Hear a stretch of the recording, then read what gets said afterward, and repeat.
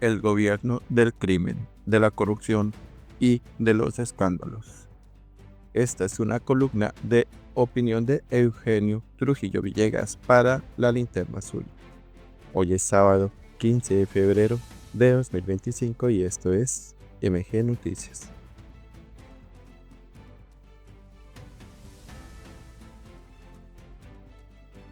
Bueno, vamos a empezar con una columna de Eugenio Trujillo Villegas para La Linterna Azul titulada El gobierno del crimen, de la corrupción y de los escándalos.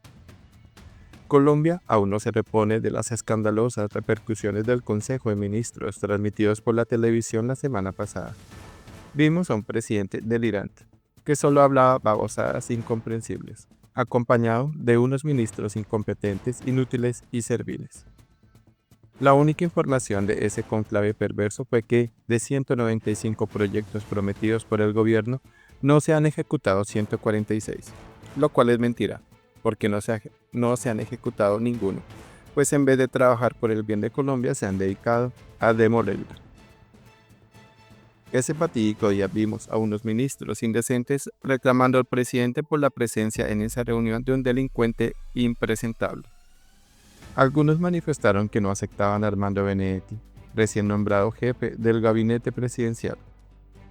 Con el pasar de los días, 8 de esos ministros presentaron su renuncia irrevocable al cargo, pues su honra no les permite participar de un gobierno presidido por el cuestionado Benedetti.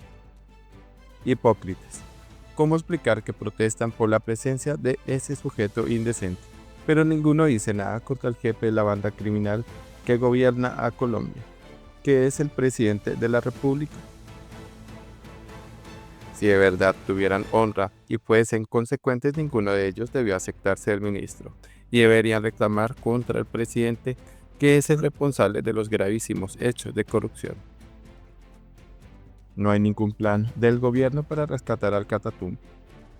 Otro de los escándalos fue lo dicho por el demoledor ministro de Defensa, Iván Velásquez.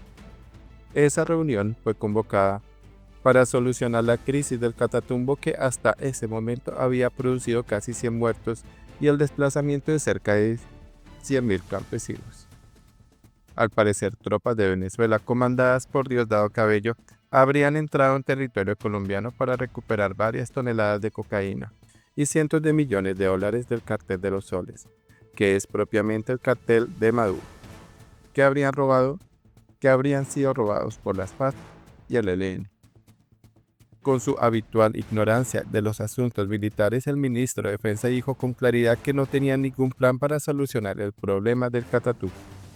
O sea, que ante semejante tragedia, las Fuerzas Armadas no habían conseguido nada para combatir los terroristas, proteger las víctimas, recuperar el territorio y devolverle los derechos ciudadanos a esa población atrapada en una guerra a muerte desatada por grupos narcocriminales. Las Fuerzas Armadas perdieron la capacidad ofensiva. ¿Cómo es esto posible? Ante el avance impune de los grupos guerrilleros para tomarse las principales ciudades de Colombia, las Fuerzas Armadas no tienen helicópteros, ni aviones, ni tropas, ni municiones, ni planes de defensa para proteger a los colombianos. El presupuesto ha sido reducido de tal manera que su operatividad es casi nula, y la ofensiva aérea es impracticable porque los helicópteros y aviones están por tierra por falta de mantenimiento y presupuesto. El responsable es el ministro de Defensa, que bien ha hecho en renunciar, pues ha sido el más incompetente de todos los que han ocupado ese cargo. Pero no nos engañemos, el principal responsable de esa catástrofe es el presidente, que como guerrillero militante no oculta su odio por las Fuerzas Armadas, que están siendo desmanteladas. Y para desgracia de Colombia, cada ministro incompetente que ha renunciado será reemplazado por otro peor. Petro es responsable por descabezar la cúpula militar, pues pasó a retiro a unos 80 generales que eran expertos en combatir eficazmente las guerrillas, reemplazándolos por unos cobardes que están entregando la patria a sus enemigos. Ahora el terrorismo y la criminalidad mandan en Colombia e imponen una dictadura de terror a 50 millones de compatriotas, que en su mayoría duermen indiferentes ante la tragedia que vivimos. Lo que hoy vive el Catatumbo también es una realidad en el Cauca, Chocó, sur de Bolívar, Nariño y Putumayo. De los 1.100 municipios de Colombia, al menos 600 tienen presencia de los diferentes grupos terroristas protegidos por el gobierno, bajo la entelequia de la paz total, que no es otra cosa que impunidad total. Se descubren más capos que financiaron la campaña presidencial.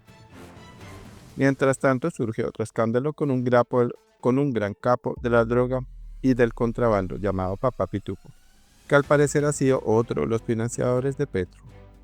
No solo dio grandes sumas de dinero para la campaña presidencial, sino que por muchos años ha financiado las actividades políticas del presidente, realidad que ahora pretenden ocultar.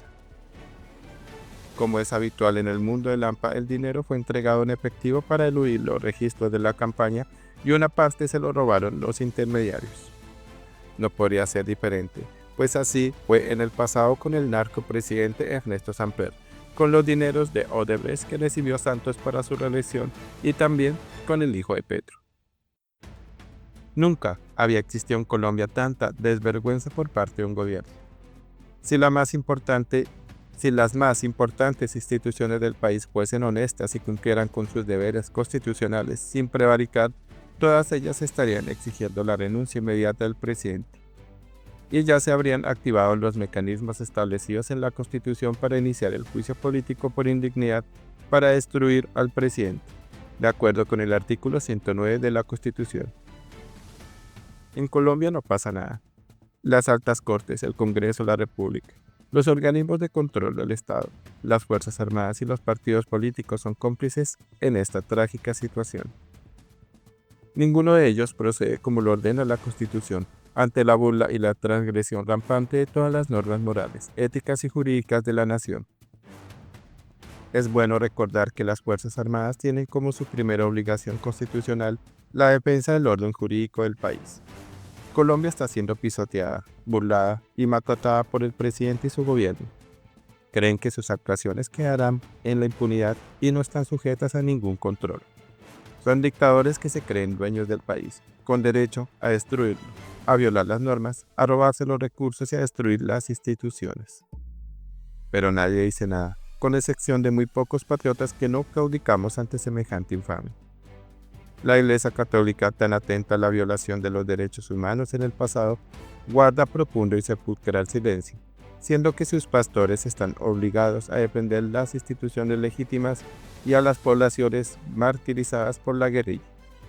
Y también los empresarios que son testigos mudos de la demolición, pues nada hacen para defender el país.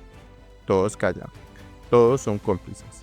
Todos creen que habrá elecciones en el 2026 y que los problemas de Colombia se arreglan solos, sin que ninguno de ellos tenga que mover un dedo para solucionarlos. Qué tremenda equivocación, y es por ello que nos sumergimos en el desastre. Por favor, dejad sus comentarios de esta importante columna de Eugenio Trujillo Villegas para la Linterna Azul titulada El gobierno del crimen, de la corrupción y de los escándalos. Muchas gracias y por favor, síguenos en MG Noticias.